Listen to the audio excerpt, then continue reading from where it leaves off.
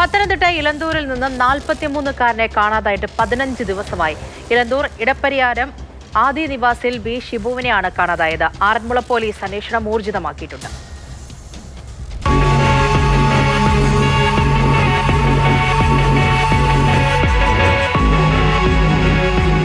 May 31 ഞായറാഴ്ച രാവിലെ ഇലന്തൂരിലെ വീട്ടിൽ നിന്നും പുറത്തുപോയതാണ് ഷിബു.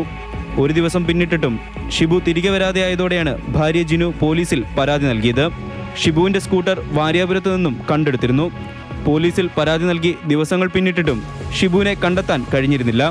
തുടർന്ന് തിരോധാനവുമായി ബന്ധപ്പെട്ട് വീട്ടുകാർ ആഭ്യന്തര വകുപ്പ് മന്ത്രി രമേശ് ചെന്നിത്തലയ്ക്ക് നേരിട്ട് പരാതി നൽകി. ഇതിനു പിന്നാലെയാണ് പോലീസ് ഇപ്പോൾ അന്വേഷണം ഊർജിതമാക്കിയത്.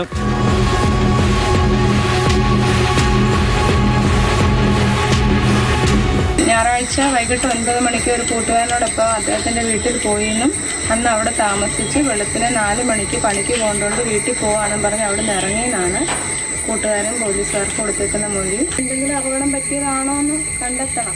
2 കുഞ്ഞുങ്ങളുണ്ട്, വീട് വെച്ച് ലോണും കടബാധ്യതകളൊക്കെ ഉണ്ട്. അപ്പോൾ ആൾ വന്നാലേ എന്താണ് സംഭവിച്ചതെന്ന് നമുക്ക് അറിയാൻ സാധിക്കത്തുള്ളൂ. എറണാകുളത്ത് നിന്ന് പോലീസിന്റെ കെടാവർ നായകളെ എത്തിച്ച് പരിശോധന നടത്തി. കാണാതായ ദിവസം സുഹൃത്തിന്റെ വീട്ടിൽ കിടന്നുറങ്ങി പുലർച്ചെ സ്വന്തം വീട്ടിലേക്ക് പോയെന്നുള്ള സുഹൃത്തിന്റെ മൊഴിയുടെ അടിസ്ഥാനത്തിൽ ഷിബുവിന്റെ വീട്ടിലേക്കുള്ള മുക്കൂട് വാട്ടർ ടാങ്കിന്റെ പരിസരത്താണ് നായ്ക്കളെ എത്തിച്ച് പരിശോധന നടത്തിയത്. ആറന്മുള പോലീസും ഒപ്പമുണ്ടായിരുന്നു. ഷിബുവിനെ കാണാതായിട്ട് ഇന്നേക്ക് 15 ദിവസം പിന്നിട്ടു. Lookout notice police പുറത്തിറക്കിയിരുന്നു.